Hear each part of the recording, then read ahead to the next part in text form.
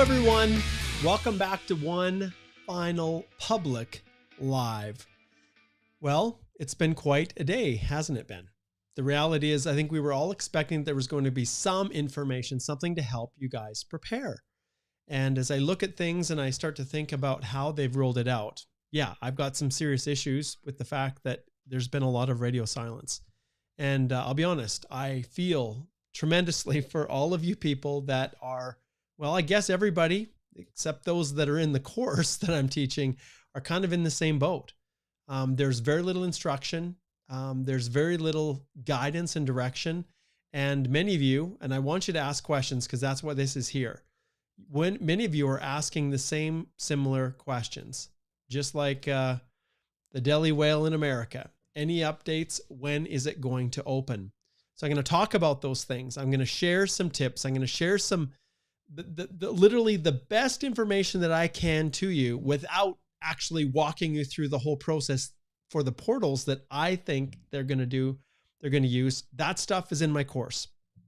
But for you, I wanted to take this last little bit before I go live in my masterclass tonight in the DIY course. We're going to talk about a bunch of things in there just with respect to the forms and how things are playing out and how to set everything up so that you can do it as fast as possible. But I don't want anyone to feel like the only way you're going to get help or information is by subscribing to the course. No, there is still time and there is still a ton of information in there to educate you and get you up to speed as much as possible with how IRCC thinks, how they've done things in the past to prepare yourself. And I realized today that, man, you guys really are on your own. As I speak with most of the immigration lawyers that I know and many consultants, nobody wanted to work on the weekend. Like I basically gave up my whole weekend because I knew that I would have a massive class full of awesome people that are, that would be joining and we're going to be learning and being educated. And so, so the whole goal here is for me to try to give whatever help I can, because there's so many, at least immigration lawyers and consultants out there that are just simply not working, that you couldn't hire. In fact, as I indicated in some of my previous videos, within our firm, we only have one family that we're helping. Alicia had other things going on Sunday, and so we couldn't really take another client there. And Igor and I are actually both working with this one family because of how this is all played out. So going forward, it's definitely going to take some time to answer some questions. But one of the main questions people are asking is this one here. When is it going to open? And at this time, I'll be honest, right? What time is expected to open? Many people are asking that question. So all that we have, available to us is what's happened in the past, which in the past, when they opened the TR to PR pathway program, previous incarnation of this type of a thing, where it was for permanent residents, they had actually given information. They had provided a guide, and people at least could figure out at the last minute what they were looking for and what could be expected so that they could put it together. Most people didn't sleep that night, but you don't even have the opportunity to do that this time. So in the course, I spent a ton of time just teaching people and educating them. And we're going to talk about a lot of essential things right now as well in the course. So like I said, you're not going to miss out on anything. If you choose to subscribe tonight, join, get any of your questions answered, and I will stay as late as I need to help you guys. So we always schedule these for at least 2 hours, the master classes. And like I said, if you're stuck, you're still in limbo, you don't know, you can get access. And in the previous video today, I showed a lot of detail on what the course looks like. So if you want to understand kind of the essential documents and the forms and things like that, you can go back and watch that video that I released earlier today on this YouTube channel and across the various social channels, where I talked about the forms and the documents. But at the end of the day, you guys, this is going to be a mad frenzy. And a lot of you just are not going to know exactly what to do. So you're going to have to figure it out as you go. So, so many of my friends and colleagues are like, I can't do it on Sunday. I've got family commitments. And in all honesty, I have a pretty big one that I'm going to be missing out on. And I've talked about that in my previous video. But anyways, what I wanted to do is spend this time that I have with you, which is about 35 minutes, to answering any specific questions that you have. So let's dive over right now and look at this very first question. When will it go live? Now, this is the craziness, okay? I still believe that it's going to be the IRCC portal. Why? Because there's a maintenance notification on here. You guys saw that it went down. I think it was yesterday, and you couldn't access it. The IRCC portal and the online applications, and understand this is not just for example, the QET visa, which is the example that I gave of what this open work permit for the Canada H1B is likely going to look like. They've already done this. They've already tested it. They've already gone through a similar process for the QET, which is the Canada-Ukraine Authorization for Emergency Travel. Well, within that process, you can see here that this portal is for visitor visas, for people applying for study permits and even refugee claims. So it's not just one person relying on it, but they're actually going to be shutting it down from 3 a.m. to 6 a.m. Eastern Standard Time on July 16th, tomorrow, in order to perform what they call, make sure I've got my mic still hearing, what they call system maintenance, okay? They've already done it yesterday. So I think they were testing things out yesterday, and now they're going to make sure all the final stuff is in place. And you can say, we apologize for this inconvenience. Please return after 6 a.m. on July 16th to access your account. Now, this is the loaded question. Does that really mean that the portal could open up at 6 a.m. Eastern Time for you to log in and have the ability to, to access your account? And is the information going to be in there at 6 a.m. Eastern Time? My goodness, that's 4 a.m. for us here in Alberta. Well, I know for my client that this is unbelievably important for him and for his wife and 2 children, his 2 daughters. So this is what we're doing. We are going to be showing up together in our Zoom screen share at 5:45 a.m. Eastern Time to be ready when we can log into this account to see if there's been anything that has changed. And I think many of you at this stage are probably familiar with, kind of what we're looking at, but I'll just show you guys quick, see if it'll let me log in here. I had problems logging in before with this. But if you log in here, and I think many of you are aware of this, when you do this, yes, there's a bunch of other stuff about GCKey. When we click on this link, apply for a visitor visa, and then it takes us to this page, acknowledge, start application. Every one of my students have been through this. Do you want to apply for yourself or a group? If you got a family, it's yes. And then it asks you to create, what kind of a group is it? A family? I'm just going to put a number here. Doesn't matter. This is really where it comes down to it. It generates this group. And so now if I continue and start the process here, this is where the distinction is between applying for a study permit, a visitor visa, or the Canada-Ukraine authorization. So it's entirely possible. We're going to go in, we're going to look here and see if there is a separate place to then proceed forward with the application, such as the Canada-Ukraine.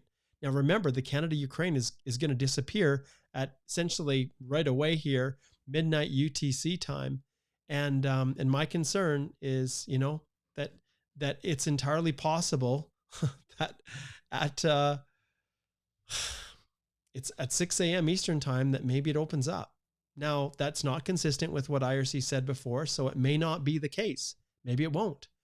Maybe it truly will open up at noon Eastern Time, which is what I really expect, but I'm going to bed early tonight. Well, as early as I can with our live stream going at 7, because I can't afford not to be ready.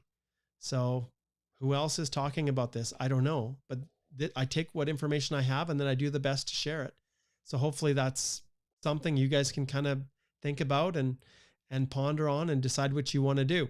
Now, I want to point out something else. It's entirely possible without any,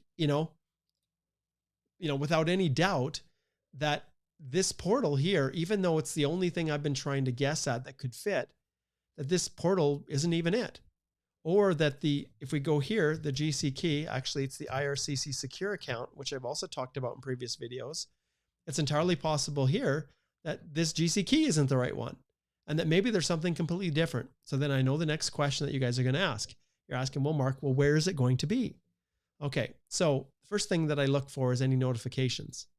The newsroom, just today, they announced this families and supporting, reunite families supporting Ukraine. I know when I got my email from IRCC letting me know that this was happening, it was just a little bit before it got posted on their site. And if I refresh this one, You can see here, nothing has changed. There's been no updates. So it's entirely possible that the link could be, here on this news releases. That's one place that I'm going to look. The other place is the Canada Tech Talent Strategy information. And this is why a lot of people think, is this only going to be for tech? And it's possible, it could be, but I'm not convinced that it's only for tech. But these backgrounders, and then ultimately the information, Canada wants top talent from around the world, choose Canada. Right here, you can see there is, I want to immigrate to Canada permanently, and then they have options, and then get started. And then here, I wish to immigrate to Canada temporarily. You see this? And it says, follow to be notified when the program goes live. Well, if I go over here to, let's pull up, I've been following CITIM Canada, but let's go here and let's just go to CITIM Canada, which is the Twitter feed for this. And let's see if there's any changes there so far. Nothing, and nothing has changed. In fact, they haven't even updated the information on the Canada, on the Ukraine family reunification policy. The latest one on Twitter is the UK signing a new mobility agreement. So all I can see here, is that there hasn't been any updates. And so, let me jump back here to this page. So it's possible that this one could have a button here that is similar to this that says get started. Possible. So those are the two right now that we're looking at. Obviously I'll get an email if something changes, they'll post the email, and then it will be a freaking crazy frenzy of everybody scrambling. And I feel terrible for so many people. And I don't ultimately at the end of the day, people are going to decide whether or not they want to subscribe to the course. And the hundreds of people that have to this point, we're going to cover this in detail at 7, but wow, this is a crazy position that they've put everybody in. And I always pull them up and I say, Minister, right here, my man, what were you guys thinking? And it just seems a little tough. And I guess they're thinking that you H1B people are smart, intelligent, and don't need any information in advance. You can figure it out. But wow, some people are really, really counting on this. This really is an opportunity for their family to have a new life, a permanent life. Now, this is an open work permit, and yes, there's no guarantees for PR, but there are actually legitimate pathways in Canada. I'll leave it at that. So, Minister, all right, let's give some shout outs to people who are listening here. Talia says, hey, Mark, thanks for today's live. I'm an RCIC and I love watching your educational videos. Blessings. Thank you so much. I really appreciate that, Talia. Okay, do we need, Seth says, do we need express entry profile for filling the form tomorrow? No, they're completely unrelated. They're unrelated. Okay, so Kumar Sri says, are L1 visa holders eligible? Nope, they're not. And it makes sense to only have H1B visa people because that's specifically who they're targeting.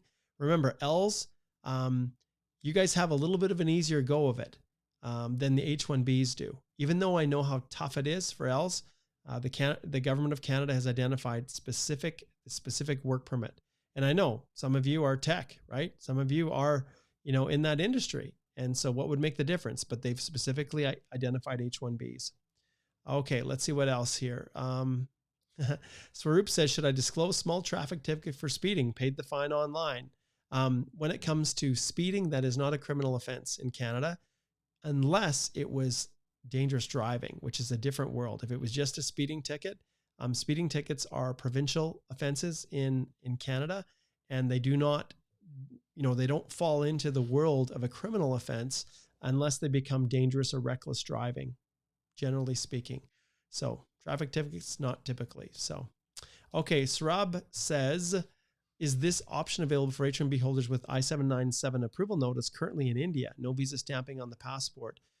Everything we've read has indicated that it's for H1B visa holders in the US, but we just don't know. If they gave instructions or provided direction, make sure you're checking things out, Verma, tomorrow, and we'll just see, because they haven't clarified that. But I like to think that it's probably H1B visa holders currently in the United States. And why do I think that? Because it comes down to this, which is information on the program, which is really, this is the most that we have. in terms of details. Improving labor mobility in North America, a streamlined work permit for H1B specialty occupation visa holders in the US to apply. It doesn't say only tech, right? So that's why, the streamlined H1B for specialty occupations, it doesn't just say tech. That's why I'm not ruling out the possibility that it's more expansive. And you can see thousands of workers they do reference in the high tech field are employed with companies that have a large operations in both Canada and the US, and those working in the US often hold H1B. Okay, that's great. But remember, this is just a part of their Canada's tech talent strategy. So it isn't necessarily restricting exclusively to that area. It's possible, like I said, but I'm not ruling it out. And maybe other people have inside channels to immigration. Well, that's fine, but I've heard nothing to the contrary. So I'm not going to discourage anyone who might have a chance and then have them open it up to all H1Bs. And then people say, well, Mark, why would you should have told me that I had a chance. So I'm not going to restrict it to just tech. But as of July 16th, H1B specialty occupation visa holders in the US, see that? In the US, and their accompanying immediate family members, that's spouse and children, will be eligible to apply to come to Canada. And then approved applicants will receive an open work permit for up to 3 years. They'll be able to work for almost any employer, blah, blah, blah. And then their dependents will be eligible to apply for temporary resident visas with work or study permit as needed. And so this code here that people just don't quite understand, a temporary resident visa with a work or study permit as needed, is very similar to the language that they use for the QET program. So that's why I'm still leaning to the IRCC portal. And then it'll expand opportunities, blah, blah, blah. And this is the part that tells me it's a massive race to file. It will remain in effect for 1 year or until IRCC receives 10,000 applications. Well, the only way this sentence can be true is if it's a race to file. It's not a lottery. It's not like the H1B where you have a period of time to apply and then they just draw out of the hat. It's not. And then only principal applicants will count against this 10,000. So there's going to be 10,000 principal applicants plus their family members, right? So that's, in a way, that's kind of why I think it's for H1B holders in the US. All right. Chance, hey, how you doing? He says, the form question, we're expected to fill out the IMM 1295, 5707, and 5257. Even I have a visitor visa, right? And 5707 can be printed out, signed, scanned, and uploaded. Well, if it goes through the GC key, then that may be the case. That may be the case. And I will fill out the 5257 for my clients. It's a small, simple form, regardless of whether or not you still have a valid visitor visa to Canada. I'll just complete it anyways. Why? Because the GC key prints it out as a possible option. So I advise my clients just to do it. But once again, I do not believe it's in the GC key. I believe it'll be the IRCC portal, but anything is possible. Do you expect IRCC to accept submissions first come or first serve? Any chance with lottery? There's my answer. I don't believe it's a lottery.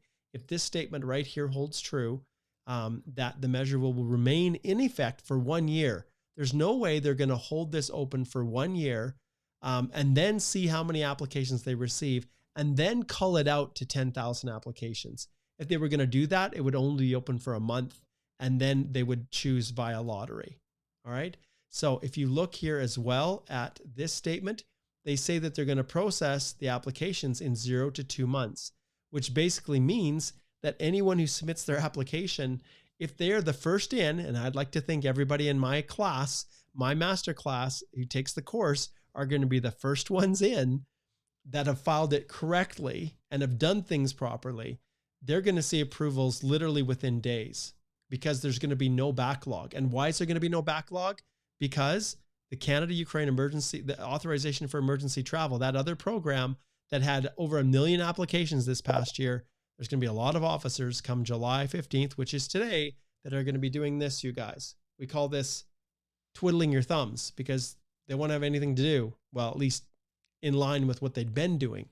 And so I see them as being the ones that are going to be processing this. They know the system, they know the portal, and man, these are going to pump, they're going to pump through these 10,000 like boom, like nothing, like candy. So, all right, there you go. Let's see what else here. Oh, Andy, hey, good to see you, my friend. Are you getting ready for no sleep? Thank you for all your hard work, Mark. Your energy the last week, so willing to help people, is truly amazing. I'm honestly exhausted already. Thanks, Andy. Good immigration consultant out there. Thanks, Andy. All right. Safra says, do we need to include child born in U.S. as dependent in the application to get study and visitor permit along with us? Great question. So U.S. citizens do not need a visa to come to Canada. All right. So that's the starting point. And if your child is a minor under the age of school, I wouldn't do a thing for them. In fact, they can travel with you on their U.S. passport and get a visitor record when you come to Canada. So they don't need anything more than that. So if the child is under school age, I wouldn't include them at all. If the child is of school age, going to elementary school, then in those situations, it depends on the family. You also, as a U.S. citizen, have the ability, well, your child as a U.S. citizen has the ability to apply for their study permit at the port of entry. But I know the border officers, and sometimes they can get a little confused with what they can and can't do. And they don't like doing immigration anyways. But if you chose to say, I'm not going to submit at least a formal application for a study permit for my child that will be coming to Canada to study, under the laws, a U.S. citizen can apply for a study permit at the port of entry. So how do I know? Because I adjudicated those when I worked on the border as an officer. I learned the basic provisions of immigration in those early days. Man, I didn't know much. I've sure learned a lot since in the last 20 years. It was 2002 when I was working on the border. It's hard to believe it's 2023, 21 years. Wow. Anyways, so in that case, but for my clients and the people that are my clients that I'm acting for, the one family, and everybody in the class, I believe that they're going to be ready to do this quickly. And I think it's easier to include those dependents in, even if they're a U.S. citizen, and submit and request a study permit application for them so that everybody's stuff is all together. And so when you go to obtain the work permits and the study permit at the port of entry, the officer will just have to print it all off and they won't have to think. But if you have any concerns that things are taking too long, you don't have time to get everything together, you're running out of time, those kinds of things, and things aren't going well for you, you definitely are going to disclose all of your family. But if you list them as non-accompanying or whatever in your application, you do have the ability to then bring them after, but it's complex. And even if you choose to not include your spouse because you want to do it faster, well, when right now under the rules that exist, and I don't want to spend a lot of time talking about this because we're running out of time, it will be challenging.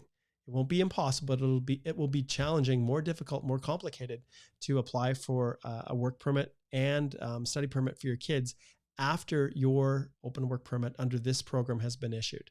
So it's doable, but you guys just have to make those decisions. Okay, Clark, hey, greetings from PA, USA. Will my application still be valid if my H1 expires during the application process? I have to assume yes. I can't see, or Clark Kent. I love that. I can't see why, if at the time in which you filed, your H1 is still valid. And remember, one of the things they're focusing on is people that are losing their job, right? So, and are looking for a new opportunity in Canada. So go ahead and file. Go ahead and file. Okay, Vikram says, when you demoed the application, you filled the same UCI for both the box, but I believe first box is UCI for spouse and the next box is application UCI. Can you confirm?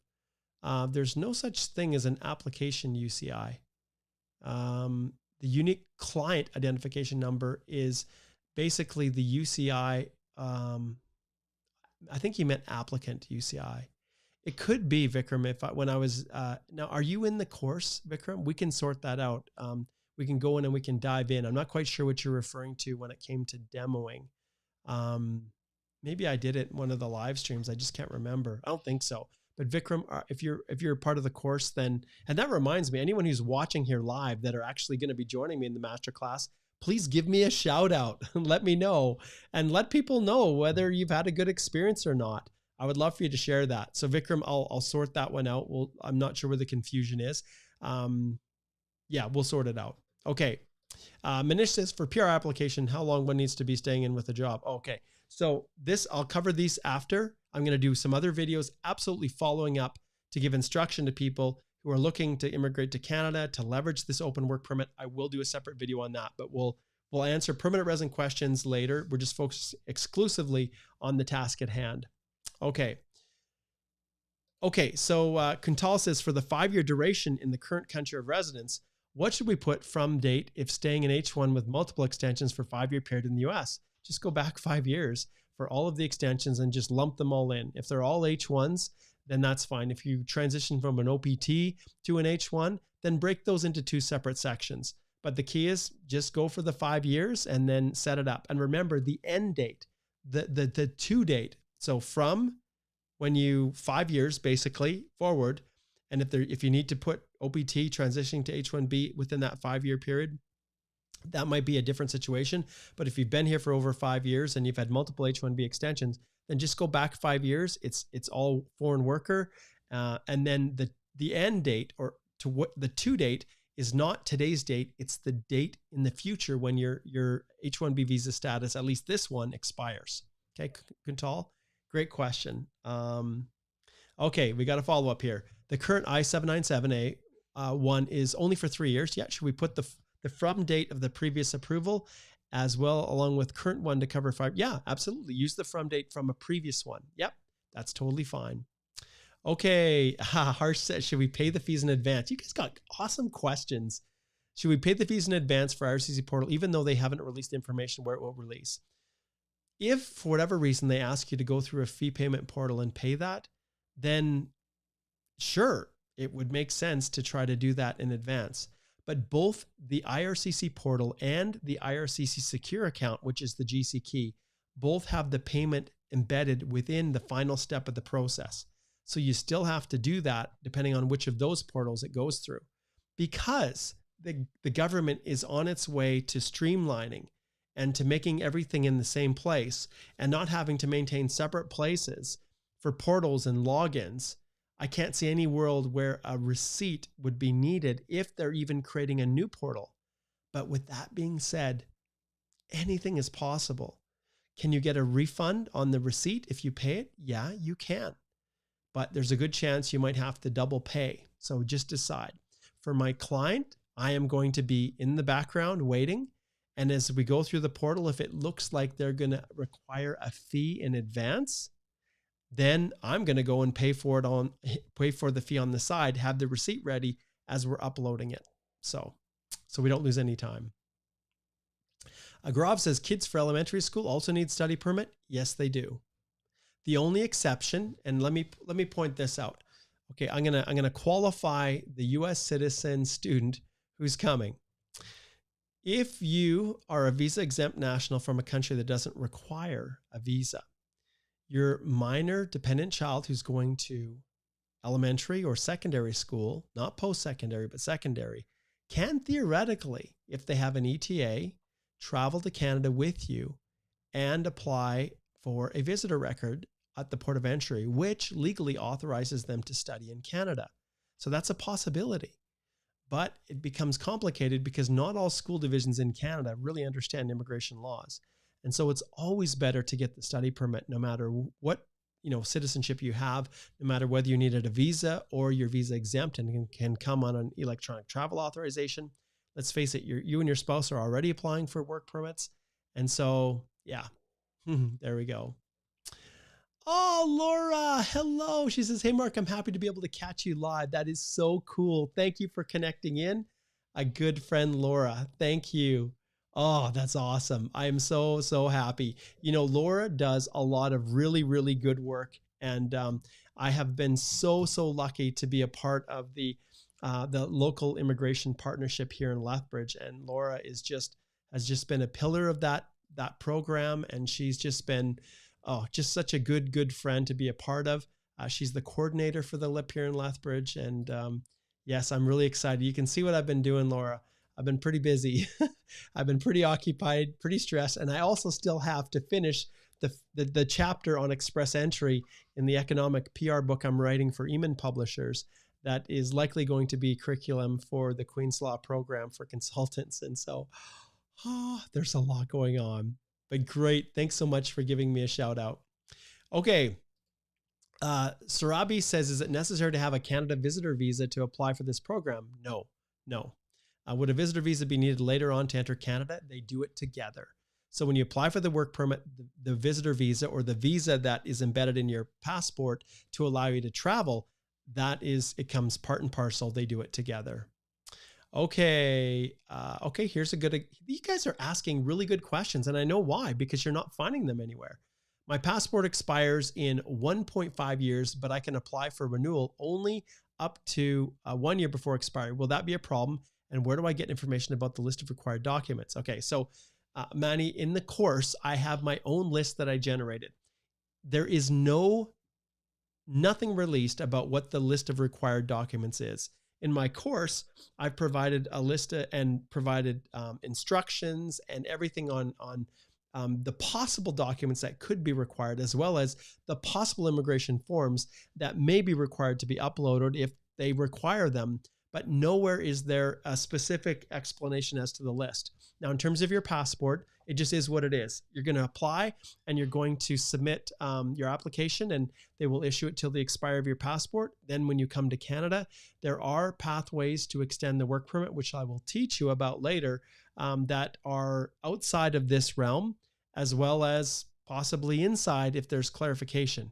They may decide that anyone whose passport expired before the 3 years, maybe they might consider extending it after a person's in Canada and they get a new passport, but we just don't know for certain. So at this stage, they'll issue yours to 1.5 years. And then at that stage, continue to subscribe to the channel and continue to listen, because I'm going to teach you guys about options to extend status, both temporarily on work permits and permanent residence. Oh, here's another one. Man, you guys have got such awesome questions. I am going to, I know what I'm going to do. I'm going to give you an applause. Let's see if it works. It does. Okay. What is the recommended file size and format for all documents that will be uploaded? I remember 3 megabytes from somewhere, but want to confirm. 2 megabytes is what I'm telling everybody. And the reason I'm telling 2 megabytes, it's because that's the minimum amount or the maximum amount allowed in the IRCC portal. The GC key is 4, but do you want to have documents at a 4 megabyte size limit and then realize, oh no, I can't upload it because now I'm in the IRCC portal or some equivalent where it's only 2. So I aim low at 2. Muhammad. That is so kind. I really appreciate that, Muhammad. It's a real scuzzy industry I'm in. There's so many voices, so many people out there, so much distrust, and people, the government themselves tell people you don't need to hire a representative. And that's exactly what they've done this time, right? They basically eliminated the real effectiveness of having a representative who can take the time to work with you. There's no time. But anyways, I really appreciate that, Muhammad. I'm so excited for you. Yeah, I followed him and got my PR in 2 months. Very cool. Thank you. Okay.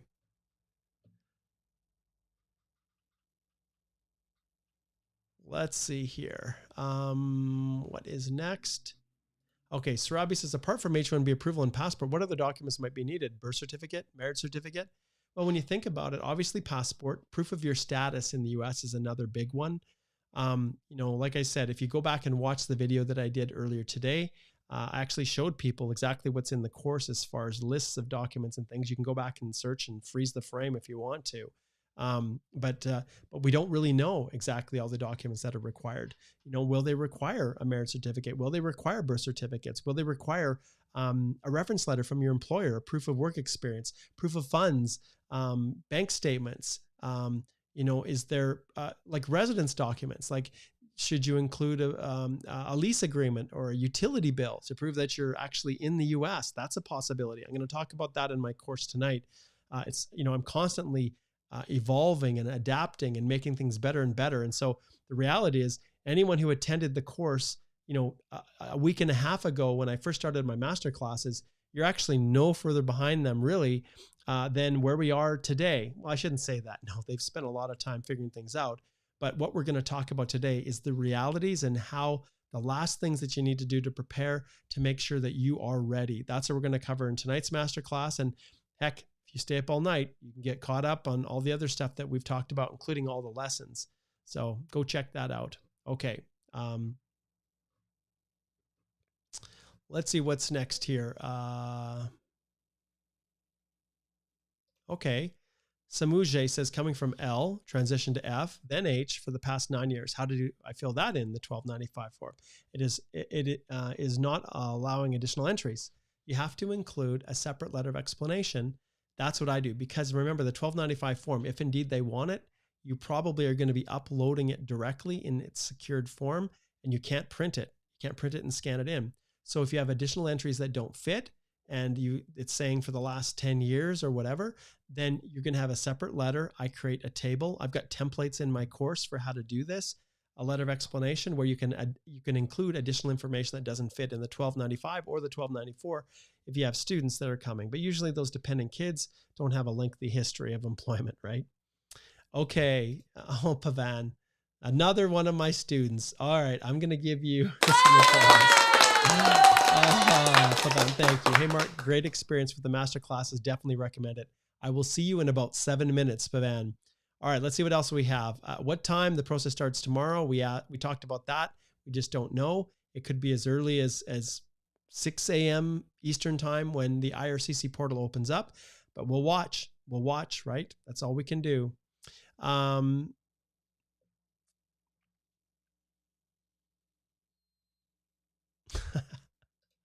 Okay, chances, do you recommend to upload the finished forms to the H1B Open Work Permit portal? There's no such thing. Like, you don't have that. We don't know where it is yet. We don't know what we're going to do. I feel like there is a risk IRCC may secretly upgrade the forms without notice. Better to double check. Well, you're always going to double check any form before you submit it, always. But when it comes to uploading forms, we just don't know. So you're not going to do anything in advance, really. And I know what people are asking. Do you go into the IRCC portal and then start uploading documents? Well, understand you have to choose what you're applying for, and that option is not on the menu yet. So yeah, I don't think there's any effectiveness with that. Okay, I think I've answered this one. 1295. What should be the to date from the current employment? It's the visa end date. MBR, Nam, I got a new passport recently. Do we need to submit both passports? Sure. If your other passport has your other H1B visa stuff in it, it doesn't hurt to include copies of the stamp pages and that have markings just as a backup. Let's see what's next here.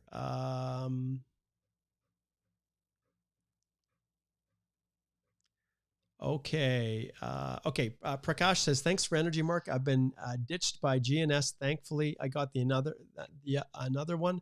I called you also, but looks, your slots were full. I've been ditched by GNS. Is that Green and Spiegel? Thankfully, GNS. What is that? And I'm not sure. It's Fragish. Well, but yes, my slots are all full, my friend. Okay. Well, Lead says, I'm from Yemen, well educated. What are your options to get Canada visa?